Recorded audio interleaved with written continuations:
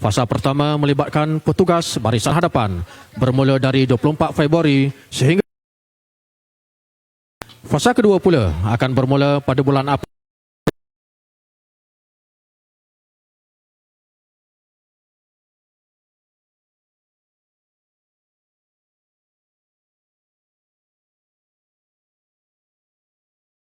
2022.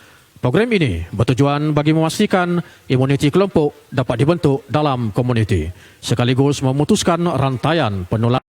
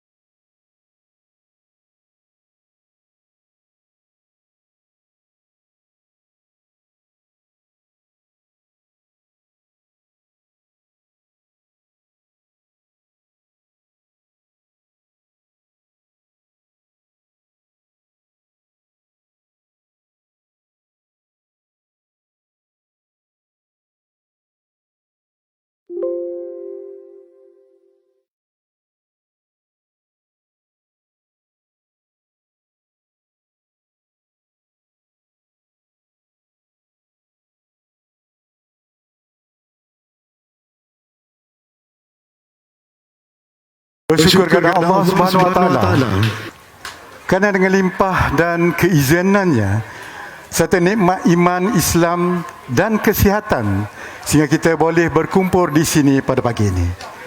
Tidak lupa kita sama-sama selawat dan salam kepada junjungan kita yang mulia Nabi Muhammad sallallahu alaihi wasallam. Pada pagi ini kita akan bersiaran langsung di Facebook Jabatan Penerangan Negeri Terengganu.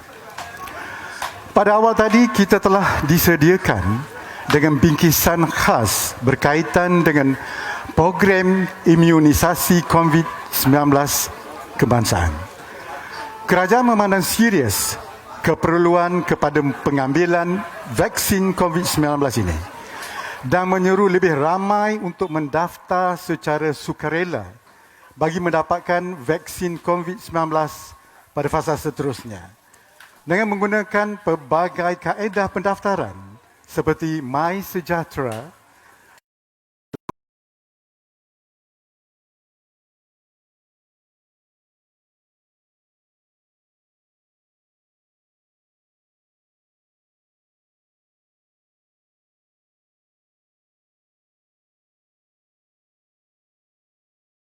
sekali lagi bahawa pematuhan kepada SOP dan arahan-arahan lain yang berkaitan dengan ordinan darurat perlu diteruskan walaupun ada dalam kalangan kita yang telah menerima vaksin COVID-19.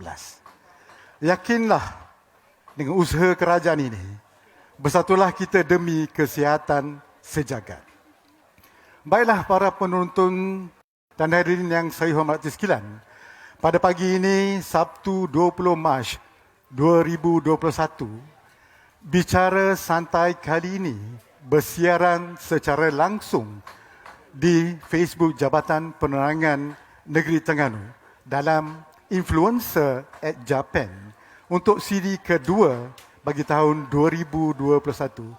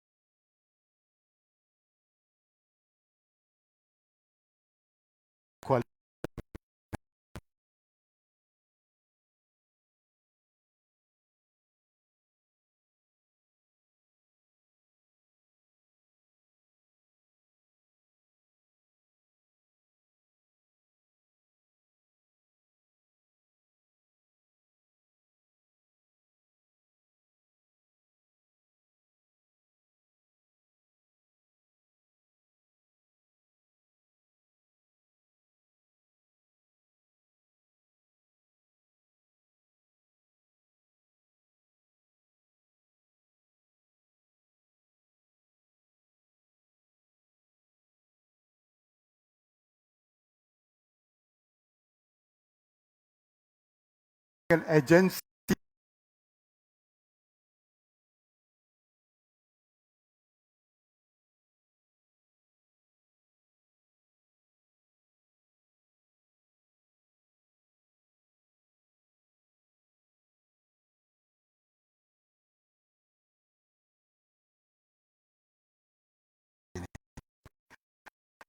pagi ini kita bersama dengan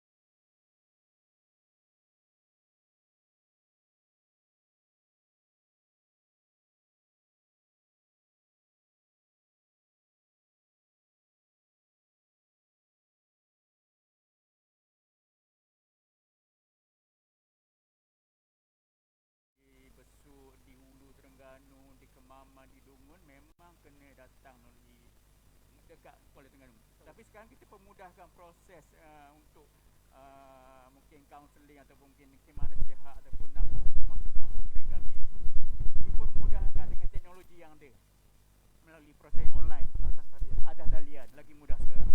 Tak macam dulu kan, dulu kita terpaksa kadang tu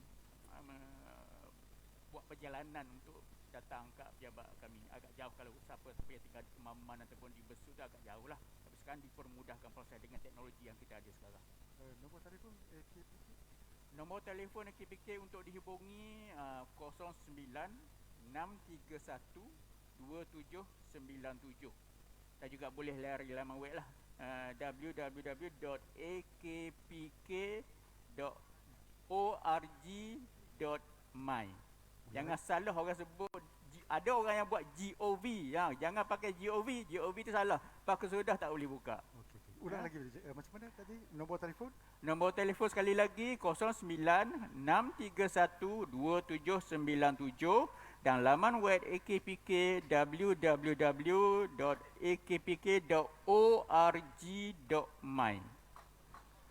Ya? Okey, agensi konseling dan pengurusan kredit AKPK ni orang kata dia akan menasihat dan macam-macam lagi yang boleh berkenaan dengan kewangan. Ya. Maknanya Cik Alias ni memang bekas daripada bank ke macam mana?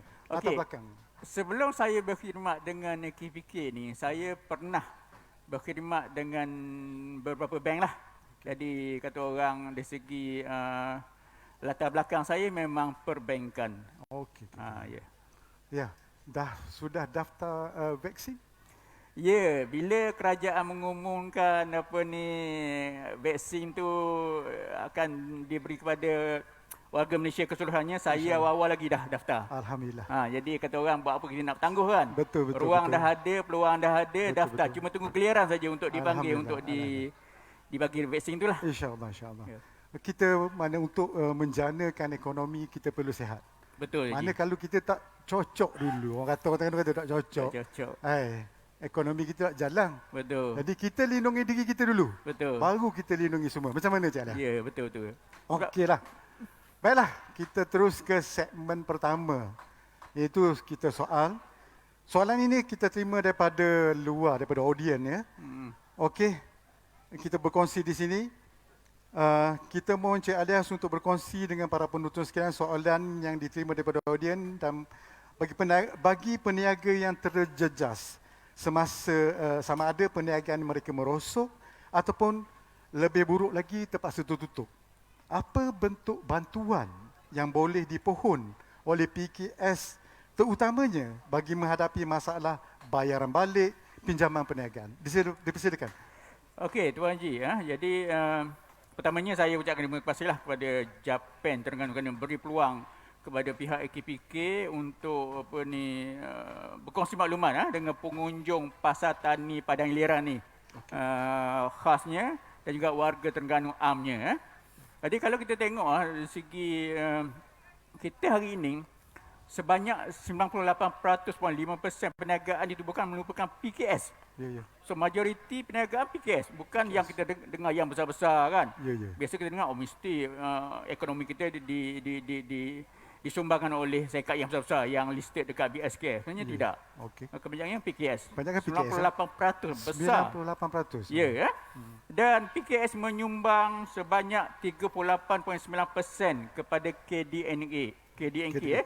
keluaran dalam negara kasar, yang bernilai jumlah yang besar, Tuan Haji. Ya. 552.3 bilion. Bukan juta, bilion. So besar jumlah tu.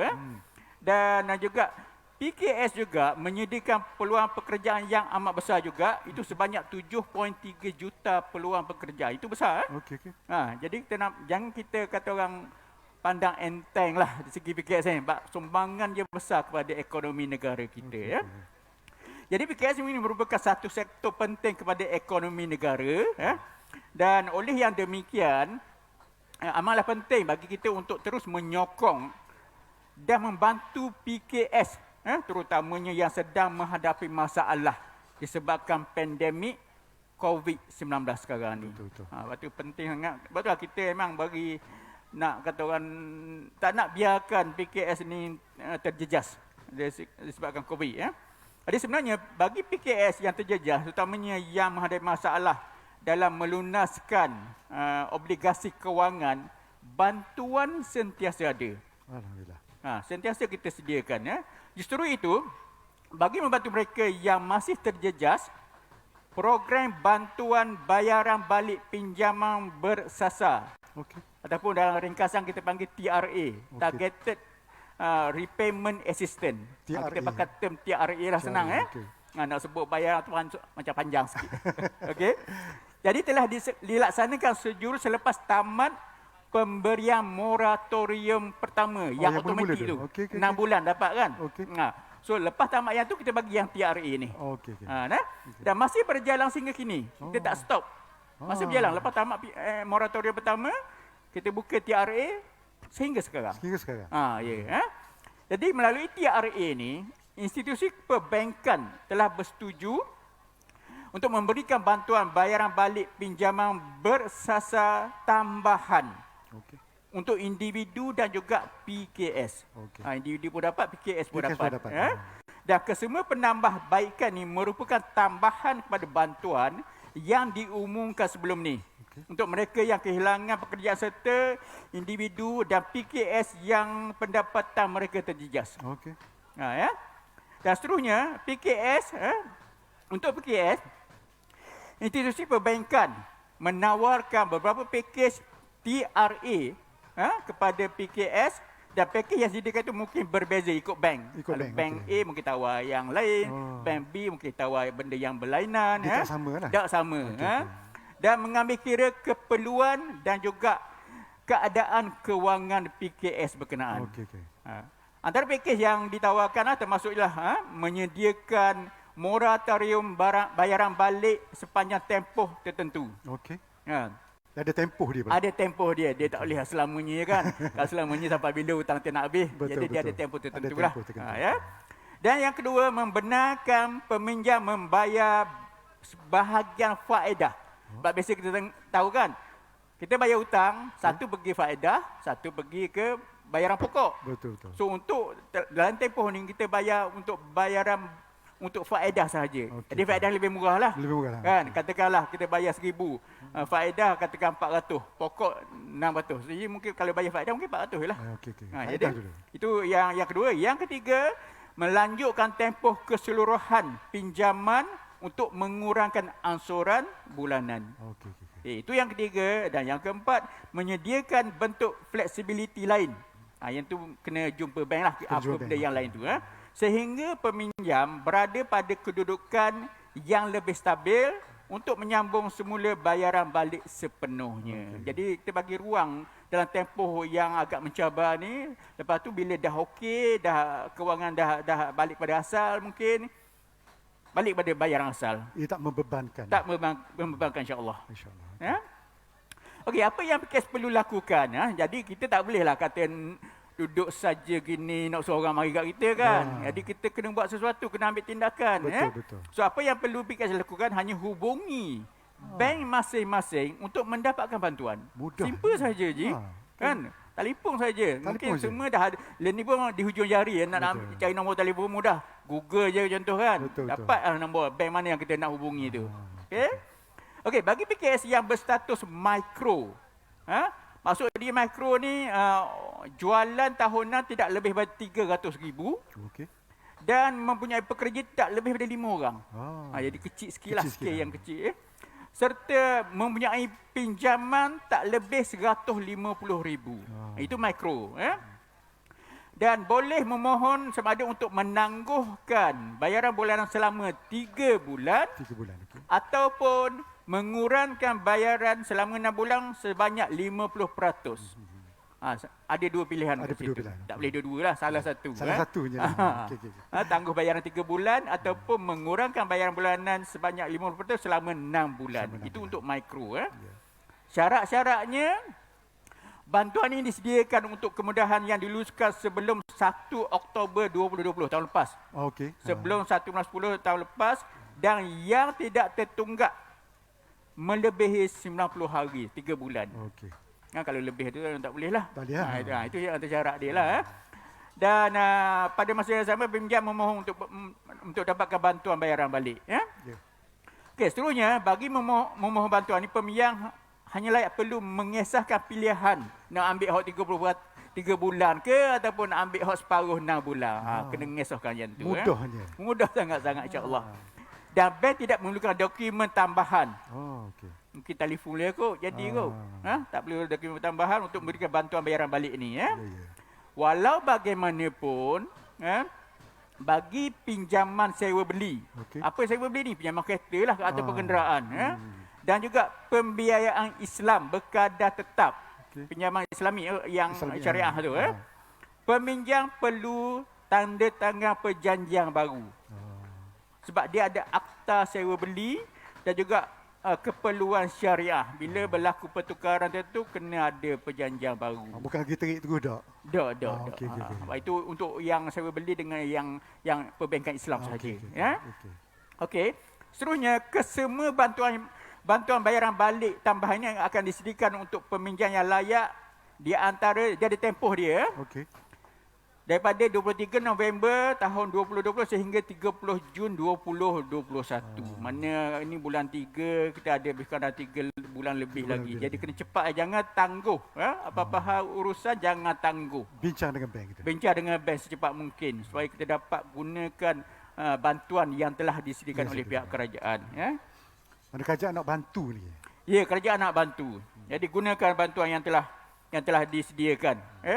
Jadi peminjam boleh menyatakan bantuan bayaran balik itu melalui 23 November yang lepas, tapi masih lagi berjalan melalui talian telefon khidmat pelanggan bank-bank. Setiap bank ada. Ya, dekat bank ada. Dan juga melalui online pun boleh. Dan paling tu pun pergi kat cawangan bank berkenaan.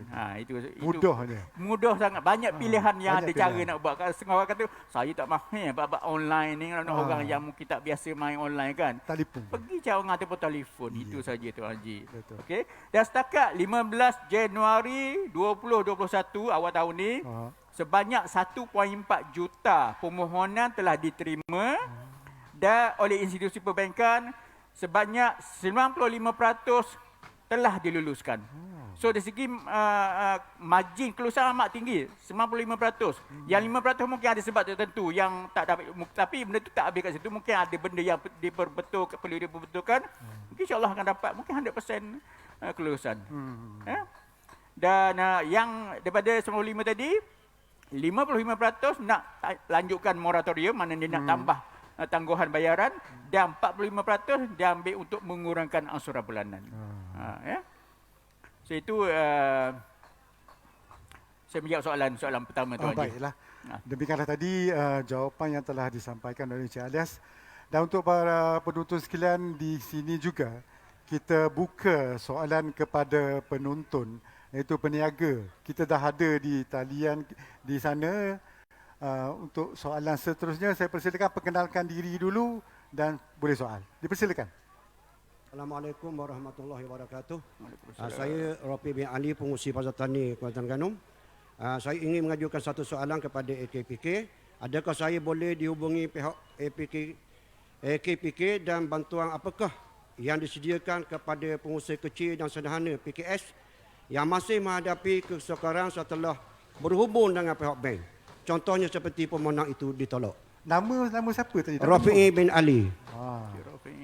Boleh soal balik tak? Cik Alias tak dengar sana. Boleh ulang balik tak soalan tu? Pelan-pelan sikit. Jangan gaduh. Okay. Assalamualaikum warahmatullahi wabarakatuh. Saya Rafi bin Ali, pengurusi Pasar Tani Kuantan Ganong. Saya ingin mengajukan satu soalan kepada KPK. Adakah saya boleh dihubungi pihak AKPK dan bantuan apakah yang disediakan kepada pengusaha kecil dan sederhana PKS yang masih menghadapi kesukaran setelah berhubung dengan pihak bank? Contohnya seperti permohonan itu ditolak. Okey, terima kasih. Sila Cik Alias. Okey, jelas soalan. Jelas, Okey. Okey, untuk makluman Cik Rafi'i tadi bagi PKS yang masih menghadapi kesukaran membayar balik pinjaman, mungkin dia dah hubungi bank tapi bank tolak. Okey. Dia tak habis kat situ. Dia bukan penamat kat situ. Mana kita tolong lagi? Masih ada ruang lagi untuk dibantu. Alhamdulillah. Okey. Jadi mereka boleh hubungi pihak AKPK. Boleh Kalau katakan bank tolak nak ada harapan boh. Jadi mana kita sedih kan. Nampaknya kata boleh tolong, nampak bank tak tolong juga ni. Boleh situ. Tapi hubungi AKPK. Okey. Bukan habis kat situ hubungi AKPK dan untuk dapatkan bantuan, terdapat 3 bantuan yang disediakan oleh pihak AKPK. 3 bantuan. 3 Okey. 3 saluran.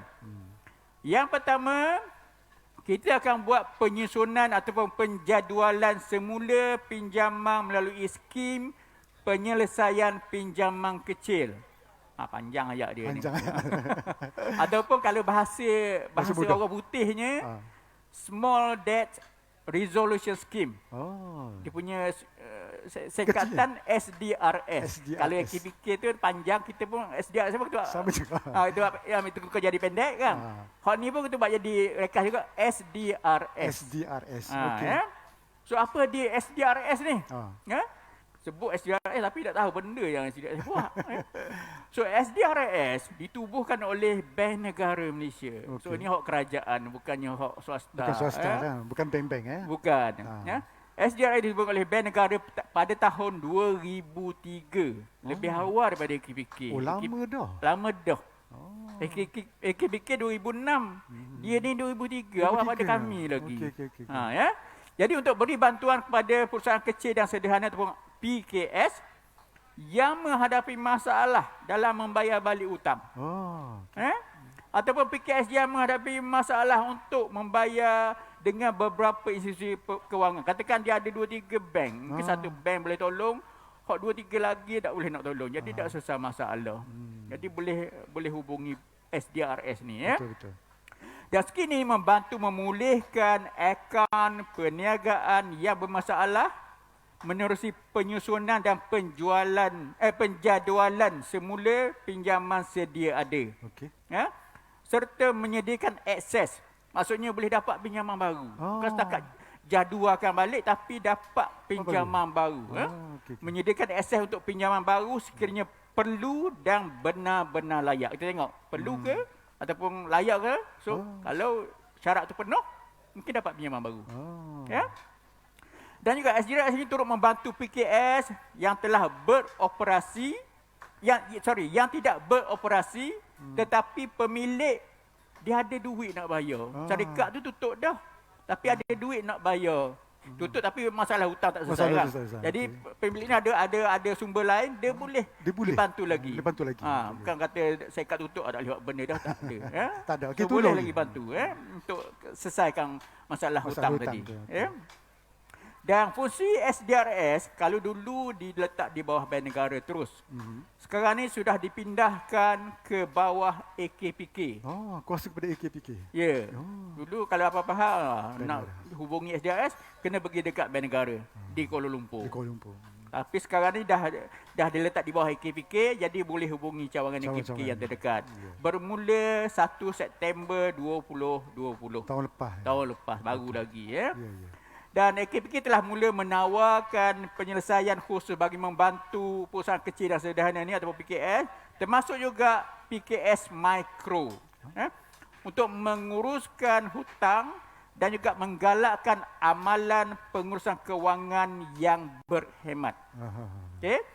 Dengan perpindahan SDRS ini daripada Bank Negara kepada AKPK, AKPK akan menjadi platform sehenti untuk individu dan juga PKS. Kalau dulu AKPK buat untuk individu saja, tapi sebab kita dah ambil fungsi SDRS, jadi kita buat untuk dua sekali, individu dan juga PKS.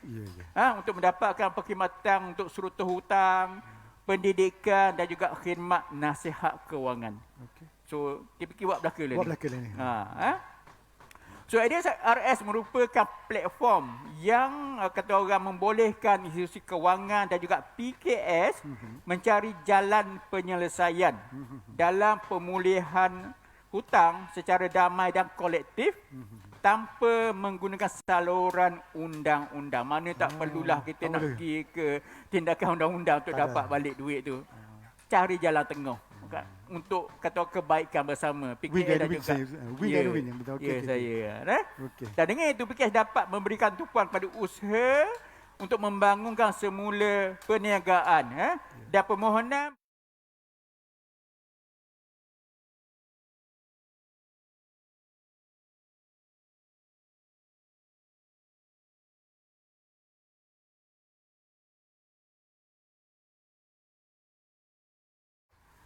Jawatan kuasa ini terdiri daripada anggota bebas. Dia tak ada kena-mengena dengan, dia bukan kata orang yang bekerja dengan SDRS lah. Dia jawatan kuasa bebas dengan kepakaran dalam pelbagai bidang, termasuk perniagaan dan keusahawanan, pembangunan kewangan dan juga perbankan. Dan sejak tahun 2003 sehingga sekarang, SDRS telah membantu lebih daripada 1,200 PKS. Oh, ramai dah tu lah. Ya. Dengan menjadualkan dan juga menyusun semula pembiayaan perniagaan yang berjumlah 1.7 bilion ringgit. Memang dah banyaklah yang dia dah bantu. Jadi apa syarat-syarat bagi PKS untuk mendapatkan bantuan di bawah SDRS ni? Kita ada beberapa syarat. Antaranya yang pertama, permohonan penjadualan semula pinjaman yang dikemukakan oleh PKS kepada institusi kewangan telah ditolak. Maknanya dia dah pergi Ditolak di bank. kat bank tapi bank tolak. Okey. Jadi apa saya kata dia tak habis kat situ. Ya. Atau sekiranya tawaran penjadualan semula itu oleh institusi kewangan tidak disetujui oleh PKS. Mungkin dia bank tawar benda yang kata tak boleh lah tak saya padan. macam ni kan. Tak ikut kehendak aliran tunai saya. Okey. Jadi saya terpaksa tolak kan macam mana. So kalau ditolak ataupun tak setuju, boleh jumpa SDRS. Yang kedua, PKS yang telah mendapatkan pinjaman perniagaan daripada institusi kewangan iaitu Bank Perdagangan, Bank Islam dan juga Agrobank dan sebagainya, seterusnya lah banyak perbankan tu boleh nak rujuk, boleh rujuk pada kita nanti. Dan yang ketiga, PKS yang belum menghadapi tindakan penggolongan syarikat. Maknanya bank belum ambil tindakan undang-undang sehingga syarikat tu pasti ditutup. Kalau dah tahap tu memang tak boleh lah. Mana dah bankrupt lagi lah. Belum bankrupt. Senang cakap belum bankrupt Tuan Haji. Dan yang keempat, pemilik atau pemegang saham PKS bukan seorang yang bankrupt. Dah lah apa syarikat tu dah bankrupt, pemilik pun tak boleh yang bankrupt. Pemilik bankrupt pun tak boleh juga. Betul. Dan syarat seterusnya, PKS yang telah berhenti operasi tetapi punya sumber pendapatan lain. Syarikat tutup dah. Tapi ada sumber pendapatan untuk bayar balik pinjaman. Jadi untuk mohon, macam saya kata tadi, mudah. Cara mohon senang saja. PKS boleh hubungi AKPK secara dalam talian. Melalui services.akpk.org.my. my. Okey. Kalau ni banyak my dot. Saya ulang. Services services .akpk.org.my serta mengisi borang dalam talian yang disediakan dan pegawai AKPK akan menghubungi PKS terbabit. Okey. Bantuan kedua pula Tuan Haji ya. Ya. AKPK menyediakan meja bantuan perusahaan mikro AKPK. Help desk. Help desk. Okey. Betul. So apa di help desk ni? Help desk mikro. Ia dilancarkan pada 9 November 2020 dan merupakan sebahagian daripada inisiatif Bank Negara Malaysia untuk membantu perusahaan kecil, perusahaan mikro bagi memohon bantuan pembayaran balik pinjaman perniagaan daripada bank-bank. Ya. Okey. Merupakan saluran alternatif atau pilihan atau tambahan untuk perusahaan mikro meminta nasihat daripada AKPK berhubung bantuan bayaran balik pinjaman sekiranya diperlukan. Ya. Penasihat kewangan AKPK akan menawarkan khidmat nasihat percuma. Kita tak charge Tak syah. percuma. Berhubung bantuan pembayaran balik dan membantu perusahaan mikro untuk menyerahkan permohonan bantuan bayaran balik kepada pihak bank berkenaan. Mana buat melalui kami, kita akan serah kepada bank. Kita jadi orang tengah. Okey. Orang tengah pula. Okey. Ya. Jadi cakap-cakap siapa hak layak punya? Benda siapa? Siapa yang layak? Semua orang layak ke? Ya? Perusahaan mikro. Macam saya sebut tadi, jualan tak lebih 300,000. Pekerja tak lebih daripada 5 orang sepenuh masa dan pinjaman tak lebih daripada 150,000 dan tak ada tunggakan melebihi 90 hari. So syarat tu insya-Allah ada syarat, cukup syarat boleh memohon. Ya. Cara memohon sama macam sebut tadi juga melalui atas talian di tempat yang sama services.akpk.org.my serta kena isi borang dalam talian dan pegawai AKPK akan hubungi PKS terbabit. Okey. Okay? Meja bantuan perusahaan mikro AKPK beroperasi selama 6 hari seminggu. 1 hari rehat. Okey. Bukan macam kita kerja 5 hari, dia 6 hari. 6 hari, lebih sehari je. Lebih sehari. Ya. Daripada hari Senin sampai Sabtu. Masa KL lah hari Senin Sabtu lah. Dari pukul 9 pagi sehingga 9 malam. Sampai malam. Apa malam kerja. Nak tolong orang ni. Ya, nak bantu orang ni. Okey, bantuan ketiga. Yang ketiga. Yang terakhir ni lah. Yang terakhir. Ya. Program perusahaan kredit bagi milikkan tunggal. Kita nega ni, kita daftar kan, kena daftar. Sama ada kita ada milikkan tunggal. Milik tunggal mana kita seorang lah. Tuan Haji daftar dekat SSM. Hak milik Tuan Haji seorang. 100% milik syarikat dua oleh Tuan Haji. Okey. Ada juga mungkin perkongsian, ada juga sinar berhak. Jadi hak ni milikkan tunggal. Okey. PPK, Program Perusahaan Kredit, merupakan program penjadualan semula hutang individu dan juga milikkan tunggal. Okay? Di mana AKPK jadi orang tengah antara pemohon dan juga pihak bank dalam menjadualkan balik atau mencerutukan sebalik pinjaman. Biasanya tempoh pinjaman akan dipanjangkan sikit dan pembayaran balik akan dikurangkan, dikecilkan. Ikut kemampuan, insya-Allah ikut kemampuan pemohon lah. Individu tu lah. Ya. Bagi setengah pinjaman yang layak, penyelarasan kadar faedah. Maksud dia kadar faedah kemungkinan dikurangkan lagi. Ya saya. Itu antara manfaat dia. Kadar faedah dikurangkan dengan kadar yang lebih rendah mungkin akan dicadangkan kepada pihak bank. Jadi insya-Allah dengan cara itu dapat kurangkan bebanan para pemohon nanti. Ya. Dari segi kelayakan, semua individu dan pemilik tunggal layak. Tapi jangan seorang yang dah bankrupt lah. Kalau bankrupt dah memang tak boleh nak buat apa. Tapi kalau belum bankrupt, boleh hubungi kami secepat mungkin. Hutang dengan dan juga hutang tak lebih pada 5 juta. Jangan lebih daripada 5 juta. Kalau setakat 1 juta, 2 juta tu ada masalah, boleh datang jumpa kami. Kalau lebih tu memang orang luar biasa lah tu hutang lebih 5 juta tu. So nak mohon sekali lagi secara online di services.akpk.org.my. Simple saja. Simple je. Ya saya. Mudah. Mudah sangat-sangat. So itu soalan, saya menjawab soalan nombor 2 tu. Alhamdulillah, saya rasa Encik Alias telah menjawab daripada soalan peniaga tadi, di mana untuk makluman para penonton dan hadirin sekalian, kita sekarang dalam acara dan program Bicara Santai bersama dengan agensi konseling dan pengurusan kredit AKPK Cawangan Kuala Terengganu, di mana tajuk bicara kepada pagi ini adalah pengurusan kewangan ketika krisis. Baiklah, demikian tadi soalan yang telah dijawab oleh Encik Alias, dan seterusnya kita ke segmen tayangan video yang berkaitan dengan proklamasi darurat dan norma baru. Okey, roll VT.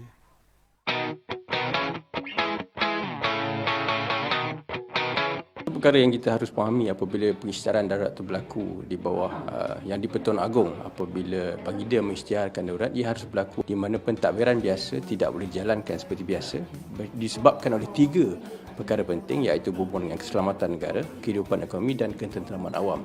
Maka apabila berlaku perkara-perkara seperti ini, maka yang di-Pertuan Agong melalui Perlembagaan Perketuan bawah perkara 150 mempunyai hak ataupun kuasa yang diperuntukkan di bawah perlembagaan untuk mengisytiharkan darurat.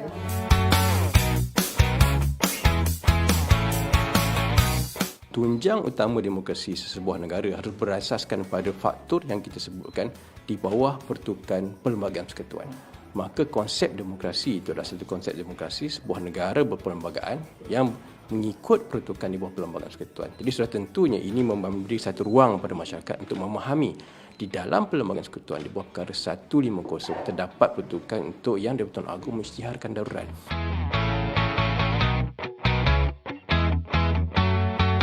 Dalam isu pandemik COVID-19 yang berlaku, kita mentarifkan yang kita berlaku dalam faktor keselamatan yang kita panggil sebagai keselamatan kesihatan.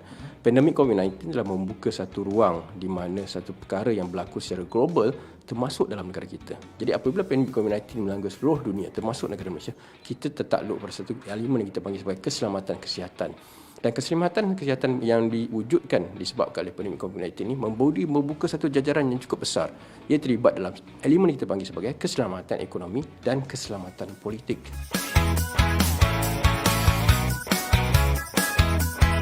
Kita telah dijadikan sebagai salah sebuah negara yang berjaya mewujudkan inovasi keselamatan kesihatan yang cukup baik. Dan ini memberikan satu inovasi tambahan kepada negara dan kita diperakui berjaya meratakan gelah penularan COVID-19. Dan pengisytiharan darurat ini diwujudkan bagi memastikan kestabilan satu bentuk jangka masa panjang supaya kekukuhan ekonomi dan pengukuhan keselamatan politik ini berjaya distabilkan.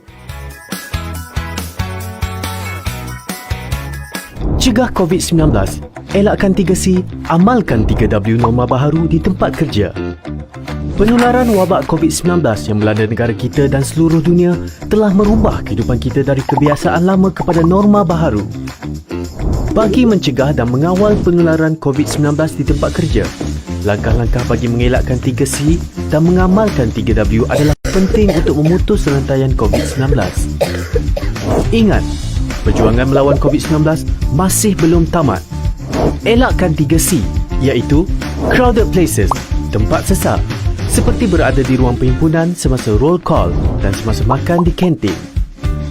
Confined spaces, tempat tertutup, seperti pantry, surau, ruang rehat, lift dan bilik persalinan. Tingkatkan aliran udara dengan membuka tingkap di tempat tertutup. Close conversation, bercakap jarak dekat, seperti semasa bermesyuarat, berurusan di kaunter dan semasa di ruang kerja. Sebarang mesyuarat yang melibatkan ramai pekerja harus dibuat dalam talian. Amalkan 3W, iaitu wash, cuci. Mengamalkan kebersihan diri dengan kerap cuci tangan dengan air dan sabun atau guna hand sanitizer. Sediakan hand sanitizer di pintu masuk dan lain-lain tempat strategik di tempat kerja. Wear, pakai. Individu yang bergejala pernafasan, batuk atau selsema dan pekerja yang selalu berurusan dengan orang ramai seperti di kaunter perkhidmatan hendaklah memakai penutup mulut dan hidung. Warn, beri amaran. Polisi tidak bersalaman. Kita boleh terus bertegur sapa dan memberi salam kepada rakan sekerja dengan meletakkan tangan kanan di dada kiri dan tunduk sedikit sebagai tanda hormat. Amalkan etika batuk dan bersin. Lakukan disinfeksi di tempat yang kerap disentuh dan digunakan. Lakukan pemeriksaan suhu badan dan gejala pernafasan di semua pintu masuk tempat kerja. Mereka yang demam atau bergejala tidak dibenarkan memasuki bangunan tempat kerja dan diarahkan mendapatkan rawatan dengan segera dan kekal berada di rumah sehingga sembuh. Bagi mengelakkan 3C dan mengamalkan 3W adalah menjadi tanggungjawab pihak pengurusan. Peka dengan maklumat dan polisi terkini yang dikeluarkan oleh kerajaan dan segera memaklumkan kepada pekerja. Sentiasa amalkan penjarakan sosial sekurang-kurangnya 1 meter dari pekerja lain dan mengamalkan tahap kebersihan yang tinggi. Melakukan saringan kesihatan dan tingkatkan tahap kebersihan pengendali makanan. Pekerja dinasihatkan supaya tidak berkongsi makanan dan peralatan makanan. Menjadualkan giliran bekerja supaya bilangan minimum sahaja yang hadir manakala pekerja lain boleh bekerja dari rumah. Menilai risiko perjalanan pekerja yang berurusan di luar pejabat dan elakkan perjalanan yang tidak perlu. Membantu pekerja yang mengalami panik atau resah akibat COVID-19 untuk mendapatkan perkhidmatan sokongan psikososial.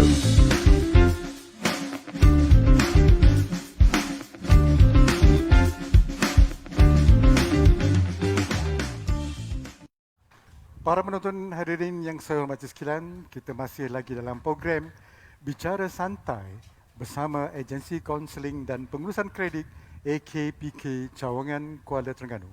Di mana bicara santai pada pagi ini dengan tajuk Pengurusan Kewangan Ketika Krisis. Demikianlah tadi tayangan video berkaitan dengan proklamasi darurat dan norma baru.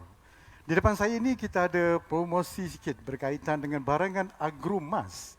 Di mana kita ada sardin, kita ada kopi campuran yang ni best ni. Saya suka ni kopi anggrek dan air mineral daripada agromas, bihun, sos dan juga kaya. Ini barang-barang promosi daripada agromas Fama Negeri Terengganu. Pihak produksi mengucapkan ribuan terima kasih kepada pihak Fama Negeri Terengganu atas kerjasama yang telah diberikan bagi program Bicara Santai pada pagi ini. Okey, para penonton yang saya hormati sekalian, kita terus ke segmen seterusnya. Di mana kita kembali lagi ke Influencer at Japan. Kepada penonton yang baru mengikuti acara langsung di Facebook Jabatan Penerangan Negeri Terengganu yang membicarakan santai bersama AKPK Cawangan Kuala Terengganu dengan tajuk Pengurusan Kewangan Ketika Krisis. Kita mohon sekali lagi Encik Alias untuk berkongsi dengan para penonton sekalian. Apakah perkara-perkara yang perlu dipertimbangkan PKS sebelum membuat keputusan sama ada untuk mengambil TRA atau penangguhan bayaran dan sebagainya? Mohon kita berkongsi, Cik Alias. Dipersilakan. Okey, Tuan Haji ya. Jadi amatlah penting bagi seseorang individu ataupun PKS membuat keputusan kewangan yang betul. Jangan silap buat keputusan, takut kesan dia tu boleh menyusahkan balik. Bukan kata nak memudahkan, dia takut susah. Kau susah pula. Jadi keputusan tu kena betul. Ya. Ya. Berdasarkan keadaan kewangan masing-masing, ya. Sebelum membuat keputusan memohon sebarang penangguhan bayaran bulanan, pastikan PKS ataupun individu meneliti 5 perkara berikut. Saya akan sebut satu-satu. Okey. 5 perkara 5 perkara. Okey. Yang pertama, kenal pasti. Nak kenal pasti apa? Kenapa siapa? Okey, kita tengok kita kenal pasti apa ya. Ya. Apakah anda termasuk dalam kategori berikut? Ya.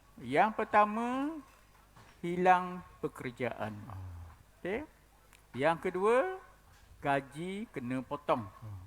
Itu yang kedua. Yang ketiga, perniagaan terjejas. Dan seterusnya, pasangan hilang pekerjaan. So itu Mana Itu- pasangan yang pekerjaan pun kita tolong. Kita Ya, bantu. sebab kalau sebelum ni 2 orang bekerja, Oh. kan? Jadi masing-masing menyumbang kepada pendapatan isi rumah. Kalau pasangan hilang kerja, memang sememangnya lah perbelanjaan isi rumah akan terjejas. Okey. Sebab kalau katakanlah separuh seorang, Hmm. kan? Tinggal separuh, macam mana nak uruskan kewangan dengan betul. Betul. So itu adalah sebablah pasangan pun kita ambil kira juga. Jika jawapan adalah ya kepada mana-mana situasi yang saya sebut tadi, boleh hubungi bank ataupun AKPK. Oh, mana AKPK pun boleh, bank pun boleh. Bank pun boleh. Okey. Salah satu. Salah satunya. Biar kata orang masalah tu dapat dibantu. Oh. Kalau tak hubungi dua-dua, Jangan duduk diam. pakai duduk diam, biarkan benda tu macam tu, memang susah lah. Kena maklum. Kena maklum, jangan mana AKPK dan bank tak tahu masalah tuan puan atau PKS dan sebagainya kan. Betul. Kita sendiri kena ambil langkah pertama. Ya. Jangan harap orang cari kita. Jangan. Ya? Ya. Itu yang pertama, kena pasti. Yang kedua, kena pilih. Nak pilih apa je? Buat pilihan. Buat pilihan. Ya. Terdapat pelbagai pilihan TRA yang ditawarkan. Yang mana satu yang patut dipilih? Sebab banyak kena pilih dah. Yang sesuai. ABCD Okey. ABCDE ke? Kita berasa pun ada pilihan. apa satu. Kena pilih satu, tak boleh pilih 2 3. Betul. Ya. Yang pertama, jika hilang pekerjaan, boleh pertimbang untuk menangguhkan ansuran bulanan pinjaman. Kalau hilang kerja. Orang yang kerja. Okay.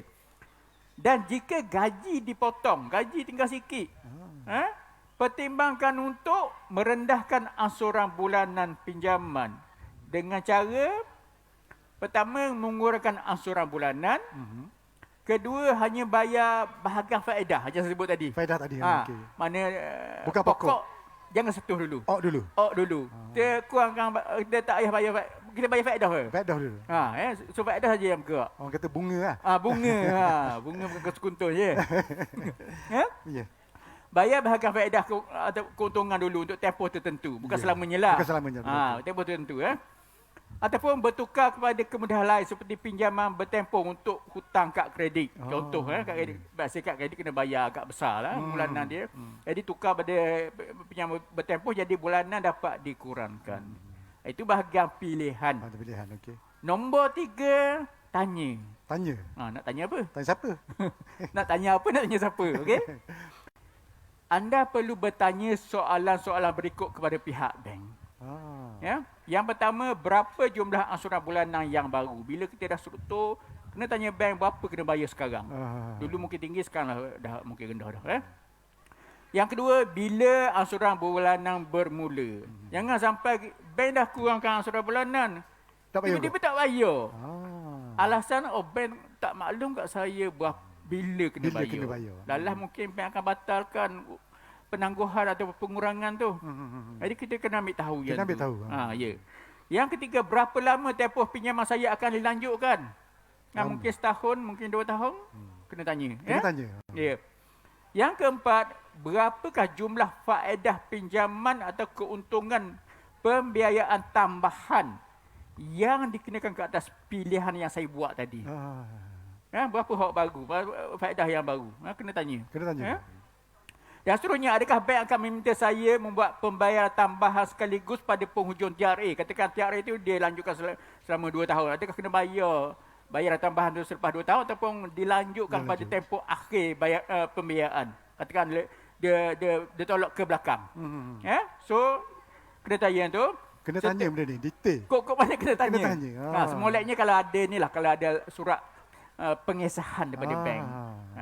Dan yang seterusnya, apakah yang patut dilakukan jika pendapatan saya masih terjejas setelah bantuan tamat? Bantuan dah habis dah tempoh, tapi masih lagi tak selesai lagi. Tak balik asal kata orang. Tak selesai lagi. Kena tanya juga. Banyak pertanyaan yang kena buat. Jangan kata buat senyap. Lalah tak membantu sangat kalau kita buat senyap. Sebab kita tak faham apa yang pihak bank tawarkan kat kita. Sebab kita malu bertanya. Malu bertanya, sesak jalan. So tanya soalan yang betul supaya kita boleh buat keputusan yang tepat. Ya, Betul, Tuan Haji. betul Cik Alias. Okey, yang keempat, nilaikan. So nak nilai apa? Nilai balik. Nilaikan balik. Ah. Apa yang perlu diketahui sebelum membuat keputusan? So kena buat penilaian di kita sendiri. Yang kedua, menangguhkan bayaran ansuran bulanan adalah pilihan yang lebih mahal. Kita kata boleh saya tangguh dulu. So apa impact dia? Mungkin kos tu lebih mahal sebab Lebih mahal. bila tempoh Panjang. dipanjangkan, faedah mungkin lebih banyak kita kena bayar. Betul. So lebih mahal. Sebab kadar faedah dan keuntungan akan terus dikenakan ke atas jumlah ansuran yang tidak dibayar. So itu kesan dia. Itu kesan dia. Semakin panjang tempoh pinjaman, semakin tinggi jumlah pinjaman yang perlu dibayar balik. Dan jika kita mampu membuat bayaran balik bulanan, teruskan bayaran seperti biasa. Manakala mampu, tak payah ambil, tak payah tangguh, tak payah panjangkan. Kekalkan Kekal yang ada. tempoh yang sama supaya kos tu lebih murah. Dan yang kelima, ambillah langkah yang tepat yang kita sebut tadi. Pilih yang betul. Jangan salah pilih. Salah pilih. Hubungi bank sekiranya anda memerlukan TRA, bantuan pembayaran balik tadi. Jangan awak senyap. Jangan duduk diam. Jangan duduk diam. Kena hubungi bank. Juga hubungi AKPK untuk dapatkan nasihat ataupun pilihan bayaran balik alternatif. Mana Cik Alias akan nasihat dia orang. Ya. Jangan Betul kata, dok keputusan ambil. betul ke dok? Ya. Jadi Betul. kena, sebab kita mungkin ilmu kita beritak. Betul. Tak meluaskan. Jadi kita cari pihak yang berkaitan yang Ya. boleh bagi nasihat. Kita bukan semua pakar dan semua bidang. Betul Tuan Haji. Bukan kan? Betul. Okey. Jadi kita punya ilmu terhad. Terhad betul. Jadi kita cari pihak yang berkaitan yang lebih tahu pasal benda ni. Betul, Ya. Dan juga hubungi Bank Negara Telelink di bnm.my/RASB untuk membuat aduan. Kalau ada bermasalah dengan TRA tadi ataupun skim bantuan pembayaran balik tu, hubungi Telelink Bank Negara kalau ada aduan. Atas talian. Atas talian. Sekarang banyak atas talian. Mana kalau malu nak cakap ni. Ya, setengah Baik orang. je. Betul. Setengah orang dia malu nak telefon. Betul, Dia kata tak kerti nak cakap. Kan? Takut ada juga. Takut pun ada. Betul, Jadi nak beritahu benda lain, dia boleh keluar benda lain. Tapi kalau cakap dia kalau tuat tarik ni dekat. Laju. Laju je. Ada nak kapas patah jadi 10 patah. Betul. Jelas. Ada orang lagu tu. Betul. Jadi sekiranya anda telah mendapatkan kembali keupayaan kewangan dan ingin melunaskan hutang dengan lebih cepat, hubungi bank untuk membuat penyelarasan bayaran balik pinjaman sejajar dengan pertambahan pendapatan. Katakan dah buat dengan TRA tadi, tiba-tiba pendapatan dah balik berdasar. Berdasar mula. So boleh hubungi bank, kata saya nak Tak betul bayar balik. yang sah. Saya tak mahu nak bayar kurang tu. Supaya hutang saya Lebih cepat habis. lebih cepat habis. Ya, Dan tindakan ini dapat membantu mengurangkan kos pinjaman keseluruhan je Tuan Haji. Betul. Ya? So saya menjawab soalan nombor 3. Detail sekali Cik Alias. Mana kerajaan nak tolong ni. Nak tolong orang yang kata berhutang. Ya saya. Semasa krisis ni kan. Betul. Alhamdulillah. Banyak telah kita kongsi dengan Cik Alias kepada para penonton dan peniaga di luar sana. Dan sebelum kita akhir bicara pada pagi ini dengan tajuk pengurusan kewangan ketika krisis, kita mintalah untuk akhirnya Encik Alias kita berkongsi pesanan akhir daripada AKPK. Kita pun kau panas ni Encik Alias. Ya betul. Apa tu pesanan terakhir daripada Encik Alias? Dipersilakan. Okey Tuan Haji, jadi kita dah hampir kata orang penghujung buat bicara masa mencemburui masa mencemburui kita pada pagi ini di pasar tani Padang Hiliran. Betul. Tadi pesanan akhir daripada AKPK, pertamanya bertindak segera, jangan tunggu. Jangan tunggu. Jangan tunggu. Orang Terengganu kata. Orang Terengganu kata jangan off. Jangan buat selalu kata orang. Buat selalu. Bertindak segera sekiranya memerlukan bantuan. Jangan tunggu sampai akhir. Setengah orang bila hari akhir tu dia kerumung. Tu payah tu. Dia mula kata lambatlah nak luluh lah itu ini kan. Dia salah kita pula. Okey. So jangan tunggu sampai akhir. Sekiranya bertangguh, keadaan akan jadi lebih sulit. Betul. Dan tentunya semakin kurang pilihan yang ada. Ya. untuk selesaikan masalah. Betul. Dah lah pilihan tak banyak. Lambat pula dulu, dah banyak sangat main tunggu last minute. Ya? Seterusnya untuk makluman para pengunjung Pasar Tani Padang Hiliran juga rakyat Terengganu keseluruhannya, AKPK tidak pernah melantik sebarang ejen untuk berurusan dengan kami. Okey. Sebab ada pihak tertentu yang kata orang mengambil kesempatan yang kata dia tu ejen AKPK dan mengenakan kadar cas yang amat tinggi. Padahal dapat percuma, tapi dia ngaku pakai ejen, kita pun nak senang, tak nak pergi jabat AKPK, malu dah apa kononnya. Pakai ejen, tapi dia sanggup bayar kepada ejen. Padahal kami tak iktiraf pun ejen tu. So nak berurusan dengan AKPK, datang terus ke AKPK. Datang terus ke AKPK. Ya. Okay. Jangan malu. Ya? Jangan malu. Jangan malu Tuan Haji. Jadi datang berurusan terus dengan AKPK. Kita tak lantik ejen. Ya. Seterusnya perkhidmatan AKPK percuma, tak dikenakan sebarang cas. Tak ada Satu cas pun? sen pun tak cas. Okey. So mana nak dapat benda percuma sekarang? Tak ada dah nasihat. Memang payah dah. Konsultan berapa? Betul. Buka file saja. Bukan file dah kena. Kena dah lah. So datang jumpa kami terus. Alhamdulillah. Percuma. Ya. Dan sekiranya ada apa-apa persoalan, boleh hubungi kami melalui secara online. Okey. Atas talian ni. Atas talian macam sebut juga tadi, services.akpk.org.my. Services je. Services. Hotline tu AKPK pula ke. Services.akpk.org.my. Itu laluan ataupun talian online yang boleh untuk dapatkan perkhidmatan daripada pihak kami. Itu pesanan akhir daripada AKPK. Ada masalah, datang cepat, jangan tunggu. Jangan tunggu, jangan malu. Ya, saya. Kalau tak mampu telefon pun atas talian. Atas talian. Tarik je. Lagi laju saya lebih. Lagi laju. Boleh tarik. Okeylah, kalau gitu kita dah ke penghujung.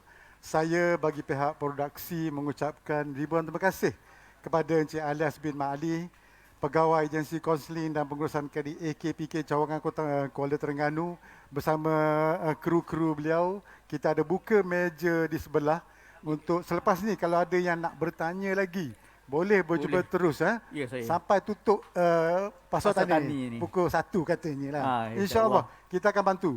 Juga pihak produksi ingin mengucapkan ribuan terima kasih kepada pihak Fama yang telah memberi ruang kepada kami di influencer.japan bagi menjayakan program pagi ini bicara santai dengan tajuk pengurusan kewangan ketika krisis. Baiklah, sebagai rakyat Malaysia, kita sepatutnya memberi kerjasama kepada KKM bagi membantu menyampaikan maklumat berkaitan dengan program imunisasi COVID-19 kebangsaan. Kerana ini melibatkan masa depan rakyat dan negara kita. Pemberian suntikan vaksin yang sedang giat dijalankan di negara kita dan juga di seluruh dunia adalah merupakan kaedah terbaik dalam usaha mengawal penularan wabak COVID-19 buat masa ini. Patuhilah norma baru, elakkan 3S, elakkan kawasan sesak, sempit dan sembang dengan jarak yang dekat. Kalau pakai skrin ni tak apa. Kena beli skrin juga belakang. Amalkan 3W. Amalkan wash, wear dan warm. Kepada para penonton, jangan lupa subscribe dan like Facebook Jabatan Penerangan Negeri Terengganu. Akhir kata, marilah kita sama-sama saksikan tayangan video cara vaksin berfungsi dalam tubuh manusia. Sekian, wabillahi taufiq wa hidayah. Wassalamualaikum warahmatullahi wabarakatuh. Kita jumpa lagi. Waalaikumsalam warahmatullahi wabarakatuh.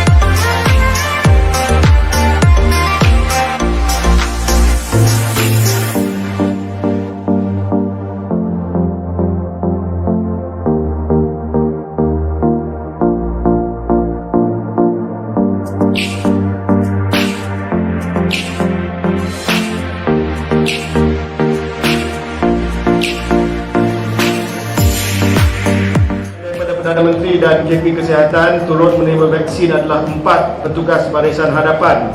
Perdana Menteri serta para penerima vaksin yang lain akan menerima suntikan dos kedua selepas jangka masa 21 hari iaitu pada 17 Mac bagi melengkapkan dos penuh iaitu 2 dos untuk Pfizer. Sehubungan dengan itu, saya juga ingin memaklumkan di sini bahawa Yang Amat Berhormat telah umumkan tadi pendaftaran bagi vaksin ini telah pun dibuka melalui aplikasi MySejahtera.